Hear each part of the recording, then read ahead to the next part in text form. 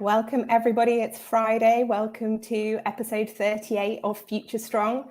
My name's Nikki Girlchair, or as the LinkedIn captions call me, Nikki Girlchair. It's wonderful to be with you all, and I know we're going to have lots of law schools listening in today because of our esteemed guests. For those of you who don't know Capfinity, I'm the co-founder, and Capfinity specialises in talent acquisition and management and all things Gen Z. If you've never watched before, some crazy things happen on this LinkedIn Live, and that's because Lindsay and I are either together or virtually. But Lindsay Pollock, why don't you introduce yourself?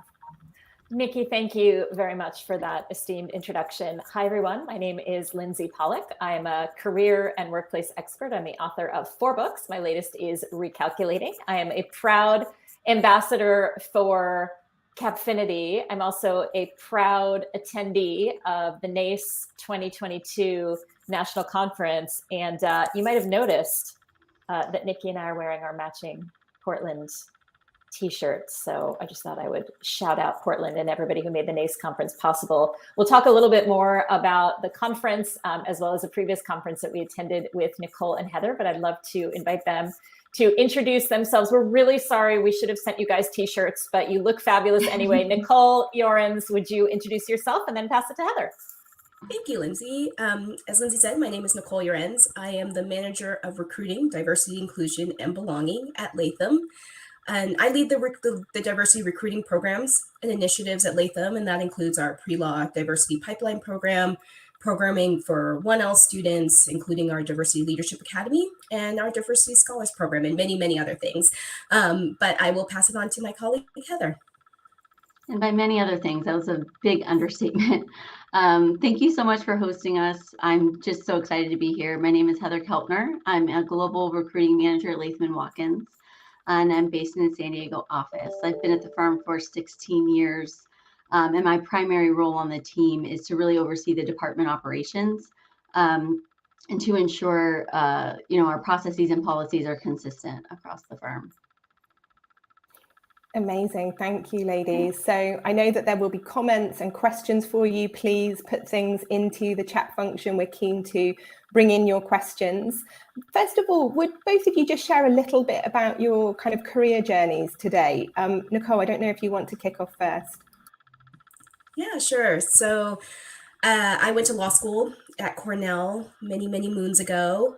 And then after graduating law school, I practiced law in big law firms in California for about 5 years, left law practice and decided that I wanted to go into law school administration. And I did that both at Cornell for a few years and then at Georgetown for several years.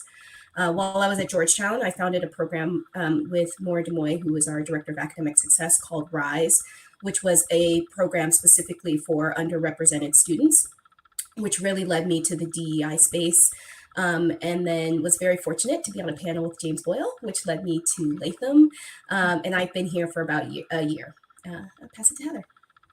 Yeah, so my path is a lot less exciting than Nicole's. Like I said, I've been at the firm for 16 years. So I joined Latham as an intern, way back when, thinking I wanted to go to law school. And then I worked in the recruiting department, and the work that I was doing just really stuck with me. And so I've never left. My whole career has been on this global team, really overseeing, like I said, the department operations. And what's really special about it, I think a lot of firms are starting to move in this direction.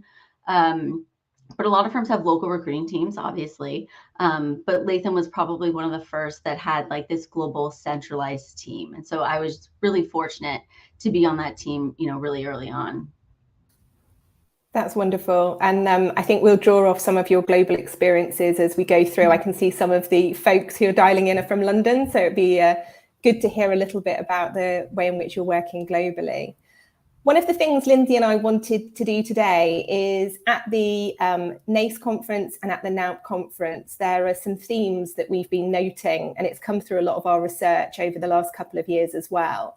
And at NACE, we pulled it together into a 4-stage acronym, which we, after much trial and error, realized spelled out the word ACEs.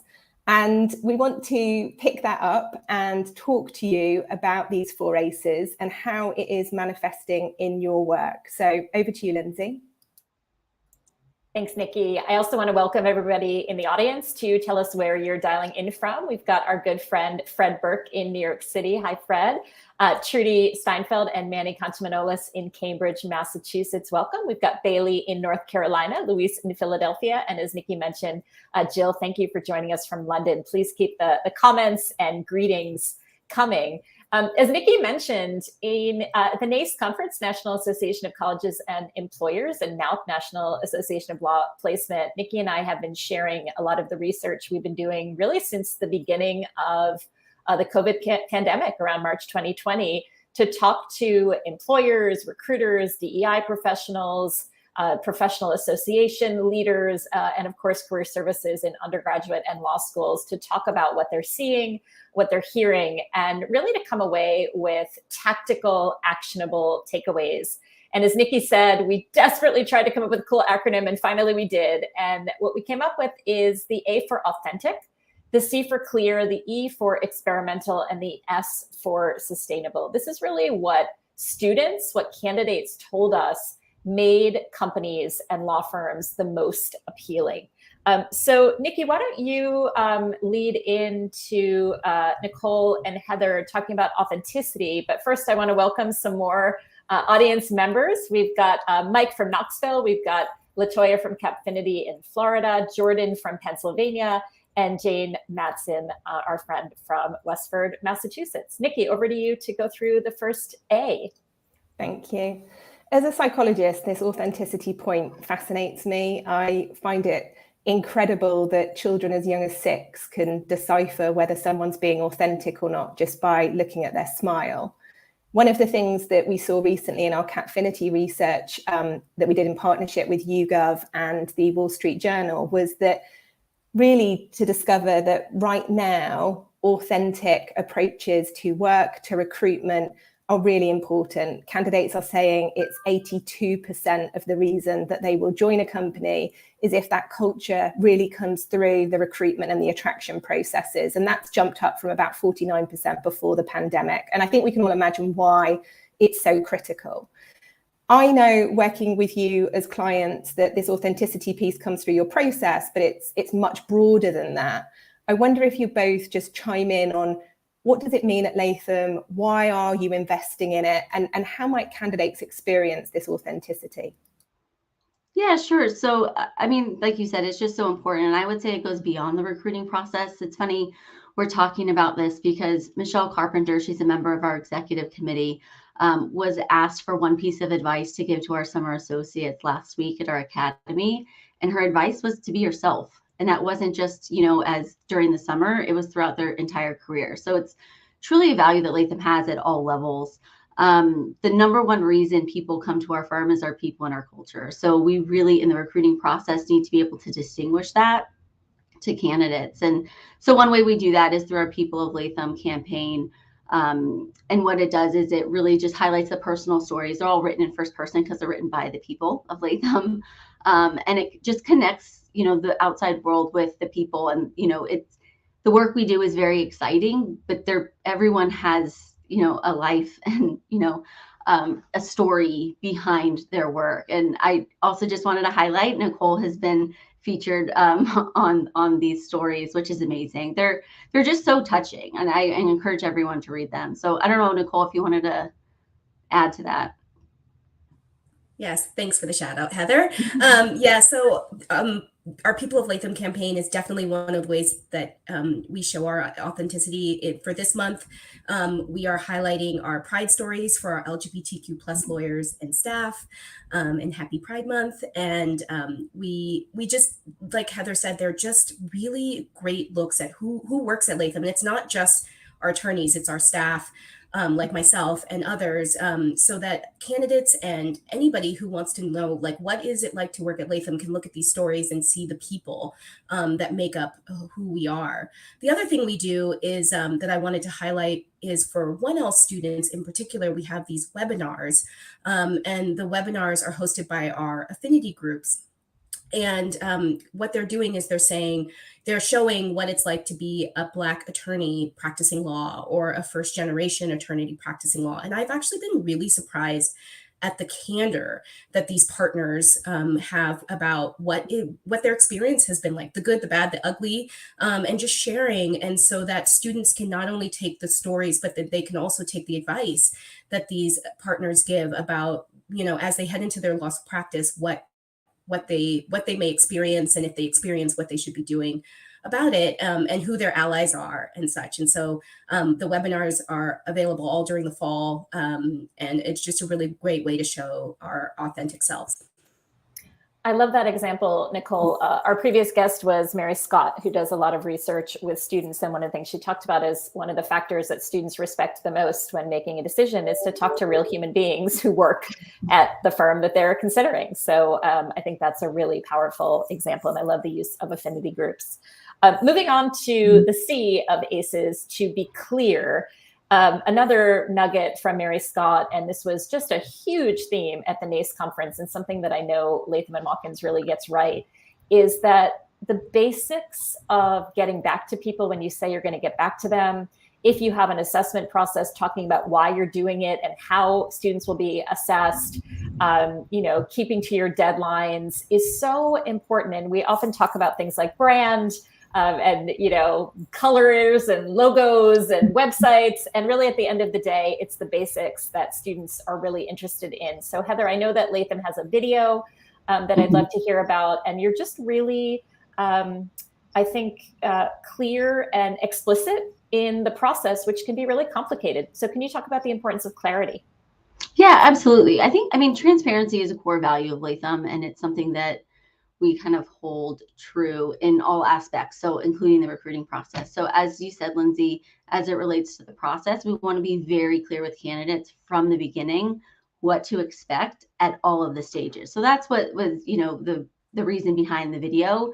We wanted to ensure they knew exactly what to expect at every stage. It's a very simple video, but it's so important, and valuable to kind of let them know what the steps will look like. And then, like you said, I think just communication throughout the process is vital. It's something we hear in feedback for not only the people we hire, but also the people that decline our offer. They, are just really, it's really important that they're in the know of what, where they stand with the firm. And so we're also open. So not only with the application process, we're also very open with our criteria, right? So in all of the school profiles that we get asked to complete, they ask us what we're looking for, and we're very open with that information.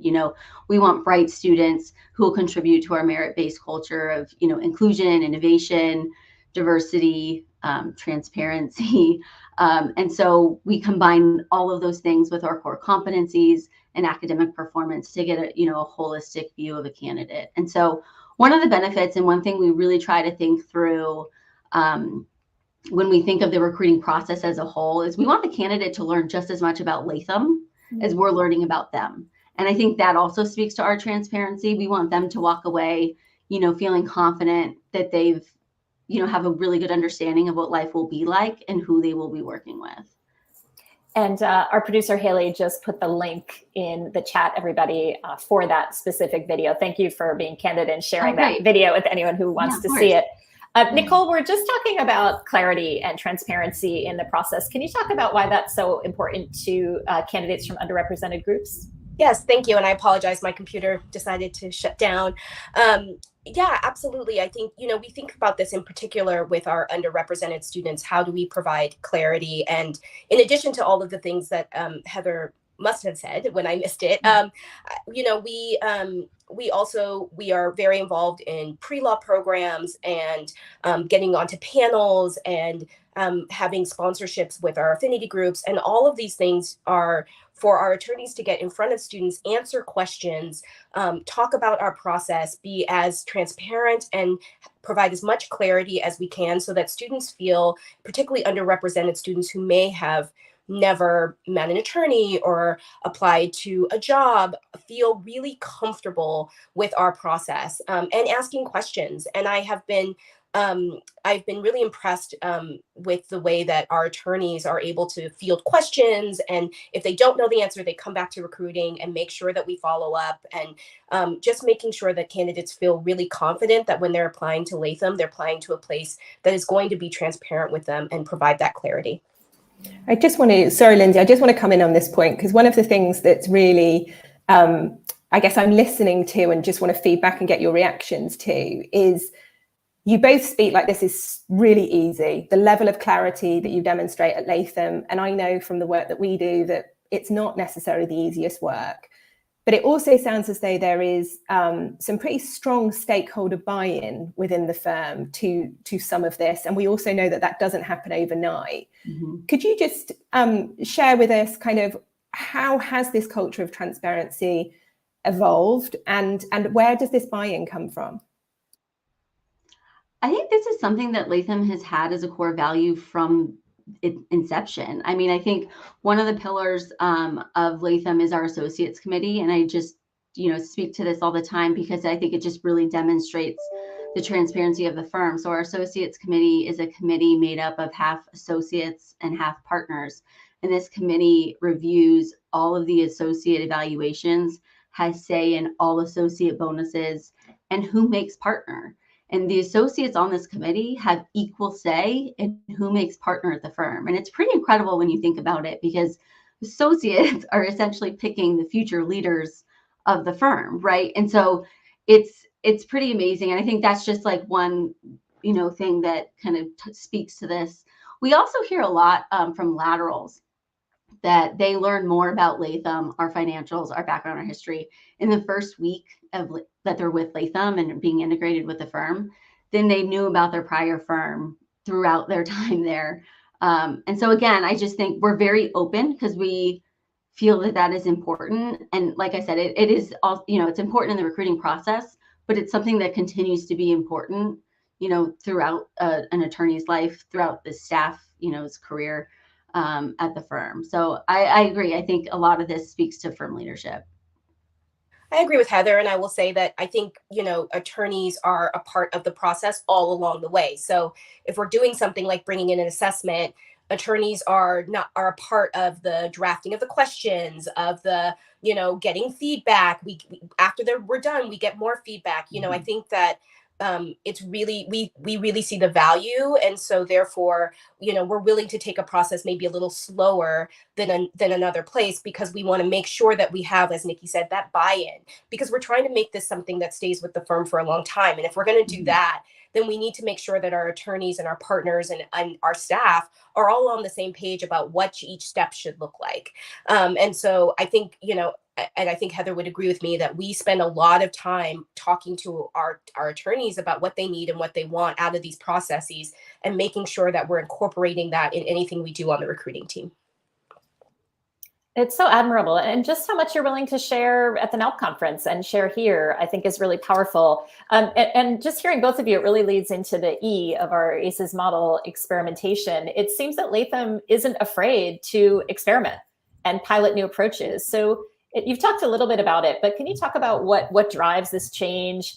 And particularly, I think, experimentation with law schools, right? Because you now have to get buy-in of people who don't necessarily work for the firm. So how do you get the buy-in for experimentation? Can you talk about maybe some other smallish things that you've piloted or experimented with? Nikki and I have been reflecting a lot that people had a little bit of cover during the pandemic to try some new things and to get a little bit creative. So I'd love to hear about how you view experimenting and how you bring everybody along with you. Yeah, I think a lot of credit here goes to our firm leadership. I mean, innovation's another core value of the firm. And so I think with that in the background, it just leads to a lot of creativity, a lot of idea creation, experimentation, like innovation at every level in every department, not just recruiting. I think that's true, across the firm. And so a couple programs that I think jump out to me specifically are our virtual experience programs and our assessment. I think our virtual experience programs, we have 6 now, soon to be 8. They're complimentary programs, free to anybody and everyone, that simulate real life work. And so, when you sign up, you're assigned a project by one of our attorneys. And then it walks you through the project in the practice area where you sign up. And so what's great is it connects us to candidates, but then also connects candidates to the firm. It introduces them to an attorney. It introduces them to the practice, all while also expanding our mission to expand opportunities for those who might not have this exposure. So it really pulls back the curtain to what big law work looks like and what a true assignment looks like. And, that was really new when we launched it. It was a very new territory. There weren't a lot of firms in that space at all. And it was a very interesting sell because it didn't necessarily, lead candidates to us directly. It was a much broader goal that the firm had. And so that was very exciting. I think the other one that jumps out is our assessment, like Nicole said, right? So we needed to make sure we had buy-in at all levels to ensure that the assessment and the process, right? So the entire process aligned with our goals and values. And so like Nicole said, it wasn't just the recruiting committee, it was our associates committee. And as you know, they have a very close insight into what makes a successful attorney at the firm. Our DLC, they drive a lot of the initiatives and ensures that we're thinking about what we need to think about at all levels. And then our recruiting committee, they're the ones in contact with candidates the most. So we ensure we're, meeting with the firm leadership along the way. The assessment is validated by our attorneys. And so by the time we launch, we're very confident that this is not only is something that aligns with our goals, we'll get the result we want, but is sustainable. So that, kind of going back to, not to jump ahead, but to, is something that will last for us going forward. Heather, you can come again. I mean, you've just teed up the sustainability point. I can see Nicole's changing possibly devices. One of the things about sustainability when we look at it is that we aren't necessarily thinking about environmental sustainability. And whilst that's important, one of the things that Lindsay and I have really noticed from our research is that there has been so much effort put into, rightly so, the diversifying of pipelines, the changing the way, changing assessments, being experimental, putting in work simulations, job simulations. And that's brilliant, but things can change if they're not set up correctly. And you've already given some brilliant examples of what makes great setup. And, having worked with you as a client, you are absolutely excellent at that buy-in, getting the different affinity groups to really understand what's happening. But sustainability can be actually, once people join, how are we going to ensure that they're going to stay with us? It can be simple things that I know that you're doing just around interviewing and ensuring that you put in a new assessment or what happens when they meet somebody. Would you just share, and maybe Nicole, now we can see you again, would you just share some of the things that you're working on, perhaps you're going to work on in the future that really speak to this sustainability point? Absolutely. Thank you. So, I think training is a huge way and that we create sustainability. We spend a lot of time working on training modules and getting our attorneys to sort of understand what our goals are and how we're going to do the work. And that's, we have an extensive suite of training through our diversity leadership committee that Heather has already mentioned, and they go very, they have broad trainings about DEI, but then they also have specific trainings about unconscious bias and various ways that we are making sure that our recruiting process meets all of our goals and that our attorneys, as they are heading into these interviews and doing our recruiting, are well-versed in our competency-based model, that they've practiced, that they know how to use the assessment, right? Like, we don't want to just put an assessment in to put an assessment in. We actually want to use it. And so in order to do that, attorneys need to understand, what is the assessment? How is it done? How do you use it in interviews and other things? And how do you do it to make decisions about who will be joining the firm? And so Heather and others have really put a lot of time in our training modules. And then we also think about, right, how do we make sure that unconscious bias, is something that we talk about openly, and that we figure out ways to ensure that our process is as free from unconscious bias as it possibly can be. Just to ask you a little bit on that, having been a diversity and inclusion trainer early on in my career, mainly to police forces, and I have to say it terrified me a lot of the time. How is unconscious bias being received at the moment? What are some of the things that people are recognizing? Yeah, I think, the interesting thing that I've seen over the course of the time that I've been in the field is that I think it's something that now people are well aware of, right? It's not something that we hide behind or we have to like sort of sneak in there. Like, I think everyone recognizes that it's there. They have heard of it. So we don't, though we do cover the basics, we can go quickly through the basics and then really actually dive into like, what does this mean for you as an interviewer? And so I think because, I think unconscious bias and DEI trainings and stuff have come a long way over the last 15, 20 years. We are able to actually get to the work of it versus just talking about like, well, what is unconscious bias? Even though we do that, right? Because we want to make sure that everybody's on the same page about what we mean by it. We don't have to spend a lot of time on it. We can instead talk about, how does this affect our interviews and what can we be doing to make sure that we are doing whatever we need to do to make sure that our interviews are as free from unconscious bias as possible.